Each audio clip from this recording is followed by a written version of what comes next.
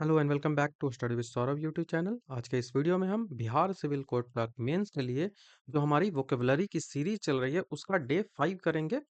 यदि इसका पीडीएफ आपको चाहिए तो यहाँ पे जानकारी दी गई है, यहाँ से आप पीडीएफ ले सकते हो। ये सारे मेरे कोर्सेज आते हैं तो इस संदर्भ में यहाँ पे आप वीडियो पॉज कर कर इस बारे में जानकारी ले सकते हो।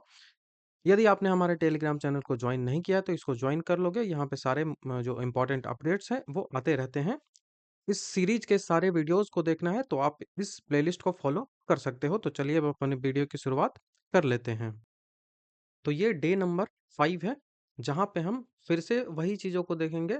30 OWS, 30 इडियम एंड फ्रेजेस, और उसके बाद आपको पीडीएफ जो मिलेगा उस पीडीएफ में आपको कंप्यूटर के जो एब्रिविएशंस होंगे, जो फुल फॉर्म्स होंगे, उनको भी हम डिस्कस यहाँ पे करेंगे। तो चलिए हम एक नंबर से शुरुआत कर लेते हैं। तो सबसे पहला है एरिस्टोक्रेसी। हाँ, एरिस्टो बोल रहा हूँ, वो तो पिछले वीडियो में ही हो गया था। ऑटोक्रेसी, ऑटो मतलब खुद का हो जाएगा, क्रेसी हो गया मतलब स्वेच्छाचारी, तानाशाही भी इसको कह सकते हो। मतलब खुद से, a system of government where one person has complete power. एक ही व्यक्ति है जिसके पास सारा पावर है, जो उसने बोल दिया सो बोल दिया। तो North Korea follows as an autocracy, मतलब एक ही व्यक्ति जो वहाँ का राष्ट्रपति है उसके द्वारा ही सारा चीज होता है, मतलब किंग के द्वारा ही सारा चीज होता है वहाँ का। तो वो कह सकते हो स्वेच्छाचारी, अपने मन का खुद करता है, या फिर तानाशाह भी इसको कहा जा सकता है। ऑटोक्रेट मतलब जो ये शासन करने वाला व्यक्ति, ऑटोक्रेट। तो तानाशाह बोल सकते हो या फिर सर्वशक्तिमान बोल सकते हो। A ruler who has complete power, the autocrat impose a strict law on the people. ठीक है। उसके बाद ऑटोनॉमी, ऑटो जैसे ही आ गया तो सब स्वत से रिलेटेड होगा, खुद से रिलेटेड होगा। तो ऑटोनॉमी मतलब होता है आत्मनिर्णय लेने का आपको अधिकार मिला हुआ है। तो सेल्फ रूल और इंडिपेंडेंस, अपना आप रूल तय कर सकते हो, अपनी इंडिपेंडेंस इंडिपेंडेंस आपको मिली हुई है, स्वायत्तता आपको मिली हुई है। The religion demanded autonomy from the central government. जो रीजन था, रिलीजन बोल रहा हूँ, जो रीजन था, जो क्षेत्र था, वो ऑटोनॉमी मांग रहा था। जैसे कश्मीर हो गया, हैदराबाद हो गया, ये सब मांग रहे थे ना जब भारत आजाद हुआ था उस समय। उसके बाद ऑटोप्सी, ऑटोप्सी मतलब होता है, आप किसको कह सकते हो, शव परीक्षण, मतलब कि पोस्टमार्टम आप इसको बोल सकते हो, autopsy. An official examination of a dead body to discover the cause of death, तो इसको पोस्टमार्टम भी कहा जाता है। The autopsy report confirm natural death, वो जो डेथ था वो नेचुरल था, this was not a murder. ठीक है। उसके बाद avant grade, avant garde, avant garde मतलब आधुनिक प्रयोगशील कला समूह, group specially in the art regarded as being the most experimental. एक ऐसा ग्रुप जो संबंधित हो आर्ट से, जो कला है उससे संबंधित हो, लेकिन वो हमेशा एक्सपेरिमेंट्स करते रहते हैं कला में, तो उसको बोलते हैं अवेंट गार्डे। तो अवेंट गार्डे मूवमेंट रिवोल्यूशनाइज्ड आर्ट। ठीक है। उसके बाद एवराइस, एवराइस बहुत ज्यादा इंपॉर्टेंट वर्ड है, बार बार पूछा जाता है। एवराइस मतलब होता है जब आपको वेल्थ का डिजायर होता है, मतलब आप लालची होते हो। ठीक है। वो धन की जो असीमित इच्छा होती है वो लालच कहलाता है। तो एवराइस इसको बोलते हैं। His avarice led him to corruption, यही सबसे मेन मोटिव होता है करप्शन को जन्म देने का, वो लालच। ठीक है। एवरिशियस, ये हो गया क्या, तो ये एडजेक्टिव हो जाएगा। तो वो जो गुण होता है, लालची, लोभी, ये जो गुण हो गया वो एवरिशियस हो गया। The avaricious businessman exploited his workers. ठीक है। उनको कोई मतलब ही नहीं होता आपके क्या राइट्स हैं, बस उसको अपना प्रॉफिट चाहिए। अवेरी, अवेरी मतलब होता है a place where birds are kept, तो पक्षी जहाँ पे रखे जाते हैं, अवेरी उसको बोलते हैं। उसके बाद जो बी जहाँ पे रखे जाते हैं, आपको मैंने बताया था ना, मधुमक्खी को जहाँ पे रखा जाता है, तो वो अपैरी कहलाता है, not अवेरी।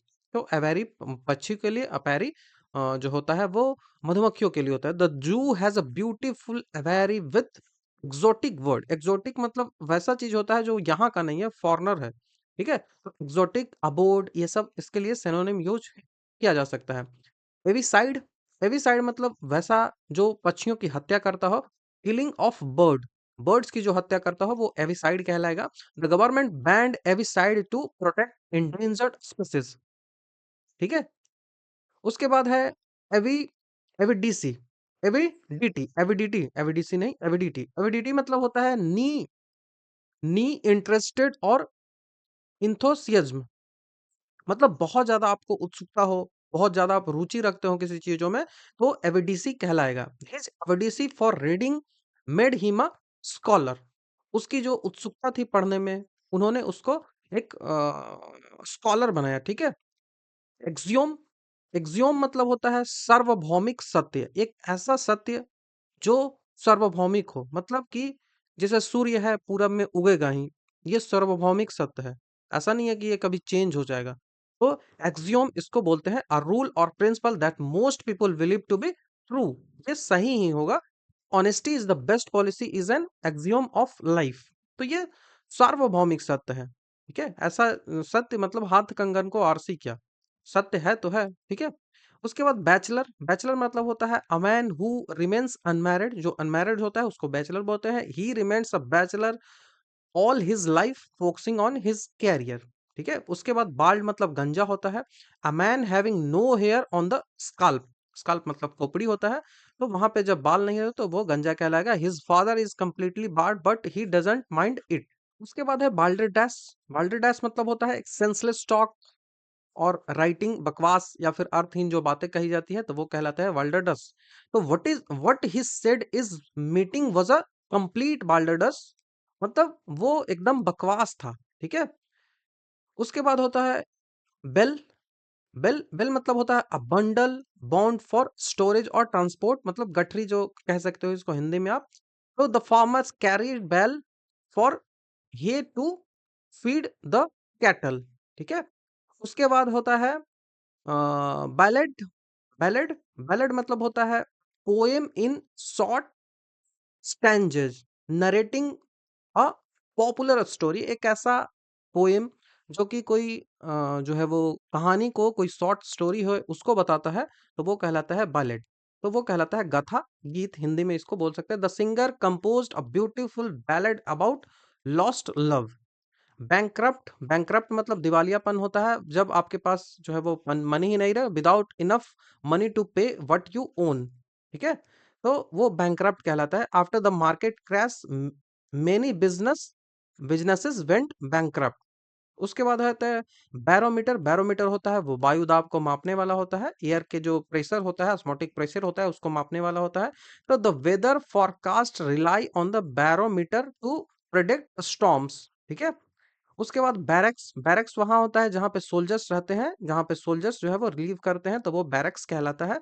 Army moved into their new barracks near the border, ठीक है। उसके बाद बैरल कहलाता है, बैरल जो एक वुडन ड्रम होता है जहां पे तेल खास करके बैरल में ही रहता है, क्रूड ऑयल। तो wooden drum in which beer or oil are stored, तो the worker rolled a barrel of oil into the warehouse, ठीक है।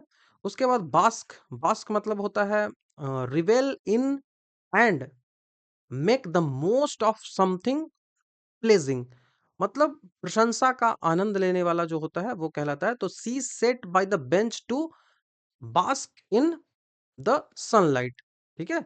या तो गर्माहट आप इसके लिए यूज कर सकते हो, या फिर आप जब आप प्रशंसा का आनंद लेते हो, कोई आपकी बड़ाई करता है उसका आनंद लेते हो, या फिर आप सूरज में जो है वो गर्माहट लेते हो, तो उसके लिए बास्क कहला जाएगा, ठीक है। उसके बाद बेलिकोज आता है, बेलिकोज, बेलिकोज मतलब होता है लड़ाई झगड़ा का शौकीन जो बार बार लड़ाई झगड़ा कर लेता है। तो अ person who is fond of fighting, हमेशा लड़ते झगड़ते रहता है, उसको बोलते हैं bellicose. His bellicose nature often got him into trouble with others. Benefactor, benefactor मतलब होता है जो दान करता है, ठीक है। One one who helps people by giving them money और द एड्स, जो भी चीजें उसको चाहिए वो अगर देता है तो वो बेनिफैक्टर कहलाता है। और जो लेने वाला होता है वो बेनिफिशियरी कहलाता है, ठीक है। तो द ऑर्फेनेज अनाथालय था। The orphanage was built with the help help of the generous benefactors, ठीक है। उसके बाद बेनिफिशियरी आ गया, वही लाभार्थी जो लेता है। A person who gain as a result of something, तो वो बेनिफिशियरी कहलाता है। She was the sole beneficiary of her father's will, will मतलब वसीयत होता है, वो विल नहीं, ठीक है। उसके बाद बेरेफ्ट, बेरेफ्ट मतलब होता है जब किसी चीज को आप खो देते हो, लैक कर देते हो, तो डिप्राइव ऑफ और लैकिंग ऑफ समथिंग, वंचित रह जाना। तो he felt bereft of hope after losing his job. उसके बाद बेवरेज होता है, कोई भी पीने योग्य पदार्थ होता है उसको बेवरेज कहते हैं। Any soft drink except water, water नहीं, वाटर को छोड़कर जो पेय पदार्थ होता है उसको बेवरेज कहा जाता है, जैसे कोल्ड ड्रिंक हो गया, सोडा वाटर हो गया, बहुत ज्यादा हो गया। वेवी, वेवी मतलब होता है झुंड या समूह, a group of girls, boy, birds, ये सब वेवी कहलाता है। ठीक है, वेवी। उसके बाद ये एग्जांपल हो जाएगा, a bevy of swan was swimming in the lake. उसके बाद होता है बिब्लियोग्राफी, बिब्लियोग्राफी मतलब होता है a list of books refer refer to in a scholarly work. ठीक है, तो ये बिब्लियोग्राफी मतलब संदर्भ सूची कहते हैं, जहाँ पे सारी चीजें आपको लिस्ट मिल जाएगी बुक की, कि कौन सी जो है वो बुक आपको पढ़नी चाहिए। ठीक है, तो वो the research paper included a detail bibliography, तो आपको याद रखना है। बिब्लियोमैनिया मतलब पुस्तक संग्रह करने का अत्यधिक शौक किसी को जब होता है।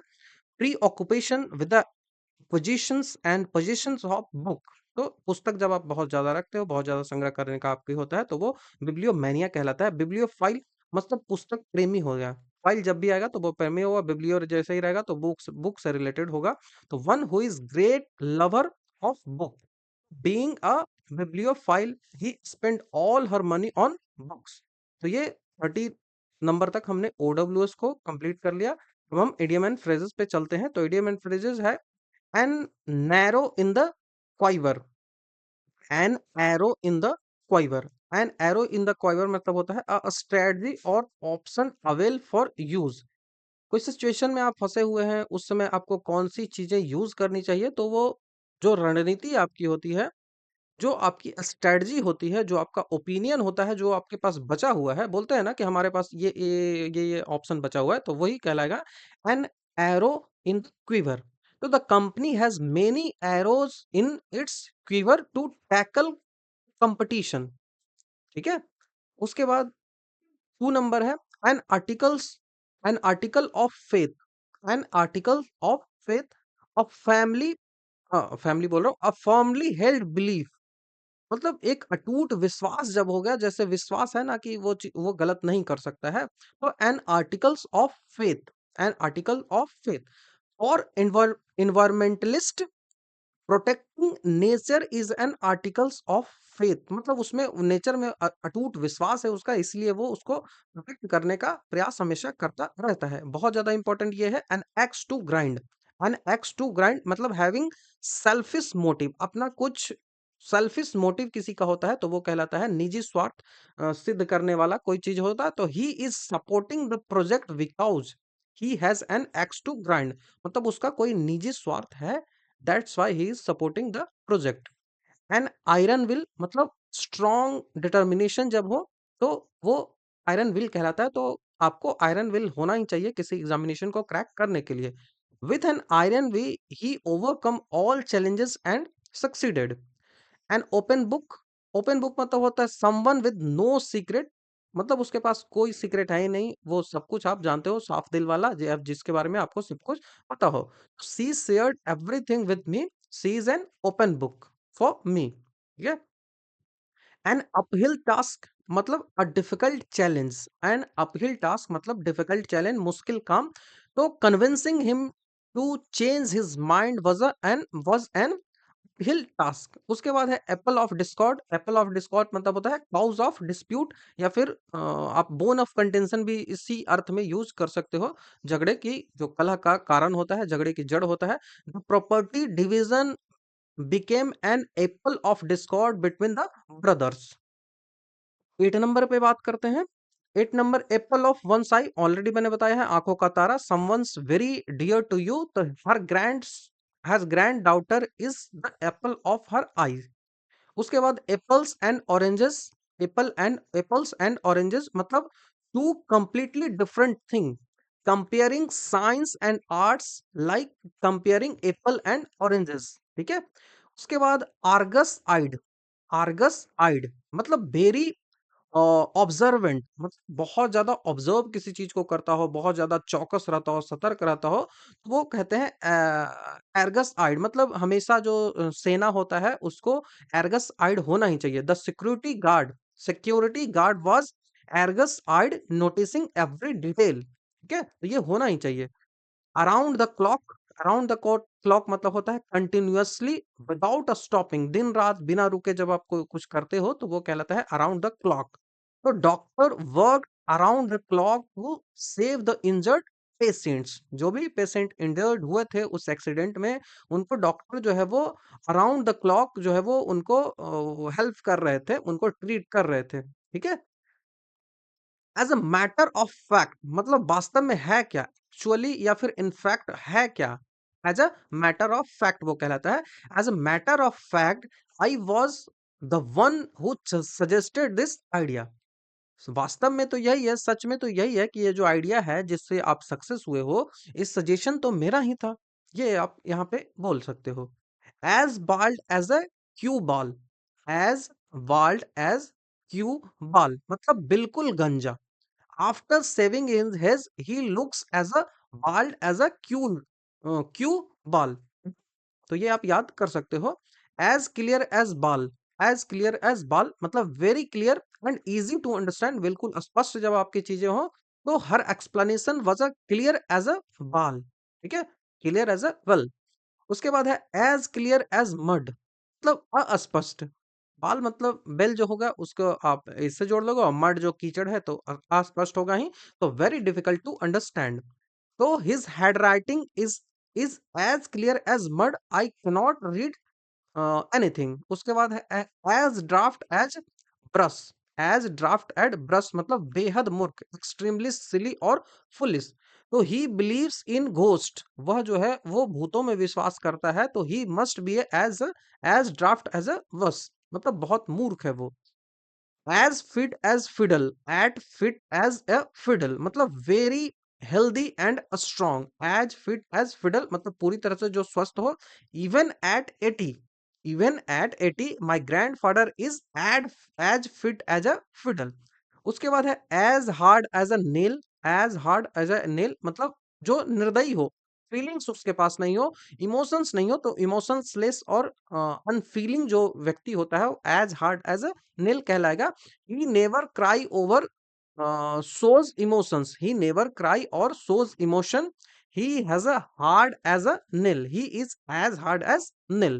ठीक है, उसके बाद है as high as a kite, as high as a kite मतलब वेरी इंटॉक्सिक, इंटॉक्सिकेटेड और एक्साइटेड मतलब नशे में धुत, या तो नशे में वो धुत हो या फिर वो बहुत ज्यादा उत्साहित हो। तो वेरी इंटॉक्सिकेटेड और excited. After drinking too much he was as high as a kite मतलब बहुत उत्साहित था या फिर बहुत ज्यादा नशे में था। As the crow fly, the shortest possible distance between two points, that is called क्या, दैट इज कॉल्ड डिस्प्लेसमेंट। तो डिस्प्लेसमेंट के लिए आप यूज कर सकते हो as the crow flies। So the town is 10 kilometer away as the crow fly, but the road is longer। यहाँ से हम जाएंगे सबसे कम दूरी पे जाएंगे, तो आप 10 किलोमीटर में निकल जाओगे, लेकिन रोड से यदि जाओगे तो आपको ज्यादा समय लगेगा, 20 किलोमीटर आपको तय करना पड़ेगा। ऐसे लिए जो है वो एज द crow flies आप बोल सकते हो। आस्क फॉर ट्रबल मतलब मुसीबत को जब आप न्योता देते हो ना तो वो आस्क फॉर ट्रबल कहलाता है। तो doing something that is likely to cause problem, driving without a helmet is asking for trouble मतलब आप मुसीबत को न्योता दे रहे हो।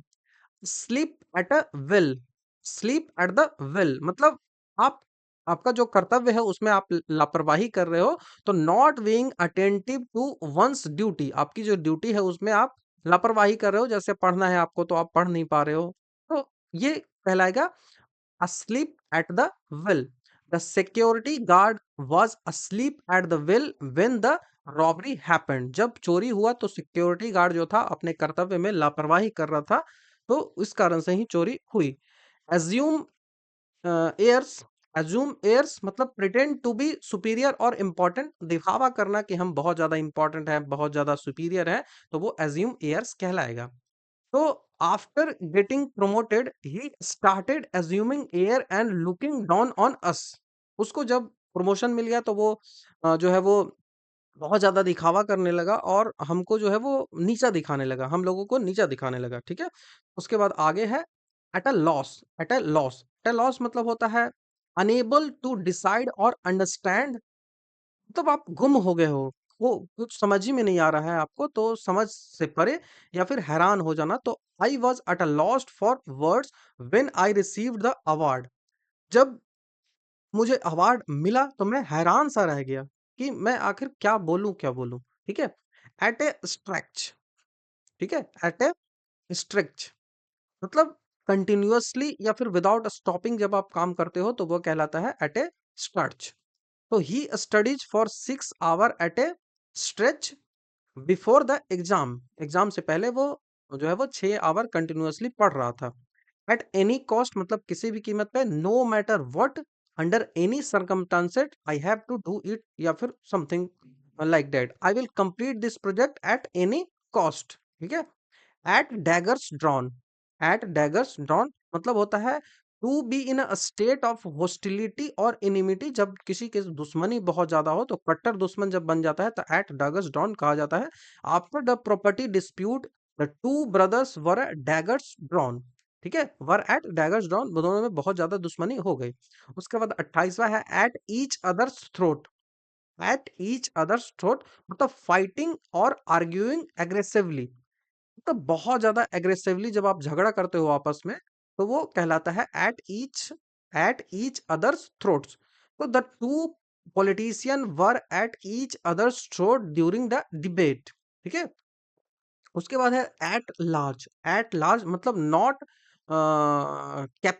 कैप्चर्ड, नॉट कैप्चर्ड और समथिंग लाइक फ्री, तो स्वतंत्र और खुला जब रहेगा तो वो एट लार्ज कहलाएगा। Criminal is still at large despite police efforts, ठीक है, पुलिस के कितने भी प्रयास करने के बाद भी जो क्रिमिनल है वह भी अब खुले घूम रहा है, ठीक है? उसके बाद है at loggerheads, at loggerheads मतलब इन स्ट्रॉन्ग डिसएग्रीमेंट और कॉन्फ्लिक्ट, किसी से जब बहुत ज्यादा मतभेद हो, बहुत मतभेद बहुत बड़ा हो, बहुत ज्यादा हो तो वो कहलाएंगे at loggerheads. The two countries are at loggerheads over border issues, China and India के लिए आप इसको यूज कर सकते हो। तो ये रहा हमारा 30 ईडीएम एंड 30 जो है वो ओडब्ल्यूएस को हमने डिस्कस कर लिया। बाकी आप जब पीडीएफ लोगे तो वहां पे कंप्यूटर एब्रिविएशंस दिए रहेंगे, उनको आप यहाँ से कर सकते हो। ये रहा हमारा पूरा डे नंबर 5। तो आई होप आपको वीडियो अच्छा लगा होगा। यदि आप यहाँ तक आए हैं और आपको वीडियो पसंद आता है तो आप हमारे चैनल को सब्सक्राइब, वीडियो को लाइक शेयर कमेंट जरूर कर दें, शेयर जरूर करिए जिससे व्यू की संख्या ज़्यादा से ज़्यादा बढ़ सके। मैं हमेशा आपकी हेल्प करने का प्रयास करता हूँ। मैं वैसा नहीं हूँ कि आपको व्यू के लिए फालतू में स्ट्रेटजी वाली वीडियोस बनाते चला जाऊं, ये करते चला जाऊं, एग्जाम कब होगा ये करते चलाऊं। एग्जाम कब हो या होगा ये किसी को नहीं पता एक्सेप्ट द कमीशन। तो आप वेट करिए कमीशंस का कि वो कब जो है वो रिजल्ट देता है, कब एग्जामिनेशन लेता है, ठीक है?